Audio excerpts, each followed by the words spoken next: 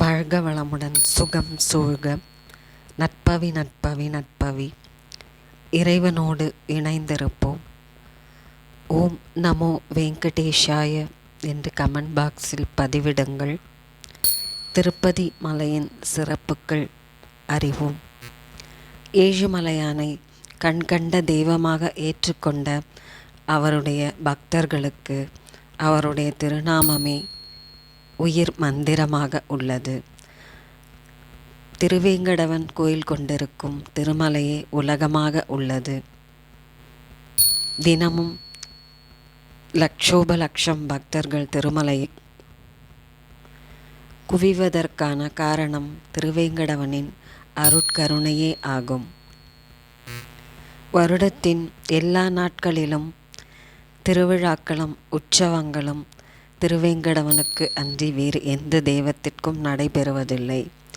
அதனால்தான் திருப்பதியை பூலோக வைகுண்டம் என்று சிறப்பித்திருக்கிறார்கள்.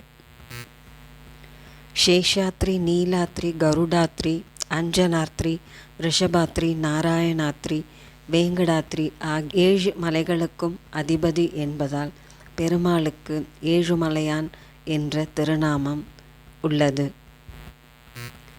திருப்பதி மலைமேல் உறையும் மூலவரை ஏழுமலையான், திருவேங்கடமுடையான், திருவேங்கடநாதன், வேங்கடேசன், வேங்கடேஸ்வரன், ஸ்ரீனிவாசன், பாலாஜி என்றெல்லாம் பக்தர்கள் போற்றி மகிழ்கின்றனர். திருப்பதி திருமலையின் மூலஸ்தானம் ஆனந்த நிலையம் என அழைக்கப்படுகிறது. வாழ்வில் ஒரு முறை தரிசித்தாலும் பேரானந்தத்தை பெற முடியும். ஏழுமலையானை அழைத்தால்தான் ஏழையாக இருந்தாலும் மிகப்பெரிய கோடீஸ்வரராக இருந்தாலும் அவரது தரிசனம் பெற முடியும். திருமலை சென்று வந்தாலே திருப்பம் வரும் என்பது பக்தர்களின் நம்பிக்கை. அந்த நம்பிக்கையின் அடிப்படையில்தான் மணிக்கணக்கில், ஏன் சில நேரங்களில் நாள் கணக்கில் கூட காத்திருந்து ஏழுமலையானை தரிசனம் செய்கின்றனர். திருமலையின் அடிவாரத்திலிருந்து பெருமாள் அருள் பாலிக்கும் ஆனந்த நிலையம் வரைக்கும் ஏழுமலையானின் அருள் நிறைந்திருக்கிறது. திருமலை ஏழுமலையான் கோவிலில் ஆனந்த நிலையம் என அழைக்கப்படும் கருவறையின் விமானம் தங்கமுலாம் பூசப்பட்டுள்ளது. எவ்வளவு தூரத்தில் இருந்தாலும் தங்க விமானத்தை தரிசனம் செய்ய முடியும். ஏழுமலையானை தரிசனம் செய்தது போல பக்தர்கள் மகிழ்ச்சி அடைகின்றனர். தொண்டைமான் சக்கரவர்த்தி நிர்மாணித்த இந்த ஆனந்த நிலையத்தின் மீது அருள் பாலிக்கும் பெருமாள் விமான வெங்கடேஸ்வரராக போற்றப்படுகிறார். ஏழுமலையானை தரிசிக்கும் முன் பக்தர்கள் ஆதிவராக சுவாமியை தரிசிக்க வேண்டும். அவருக்கே முதல் நைவேத்தியமும் படைக்க வேண்டும் என்பது விதி.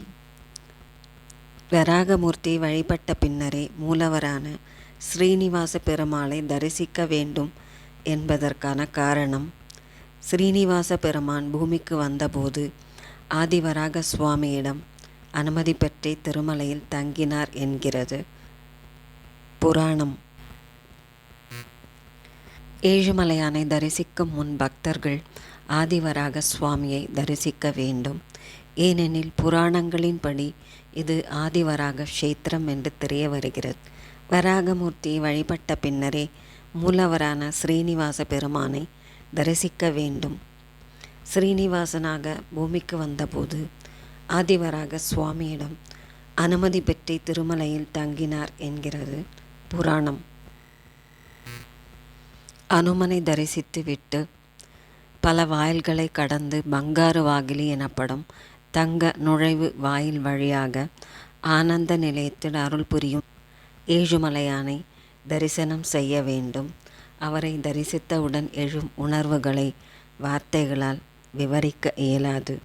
பெருமாளுக்கு நேரெதிரே கருடனை தரிசனம் செய்துவிட்டு அதன் பிறகுதான் பெருமாளை பார்க்க வேண்டும்.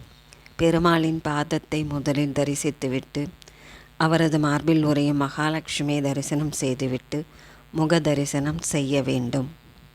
ஒருமுறை திருப்பதி சென்று தரிசித்து விட்டு வந்தால் திருப்பம் நிச்சயம் ஏற்படும். மன நிம்மதி கிடைக்கும்.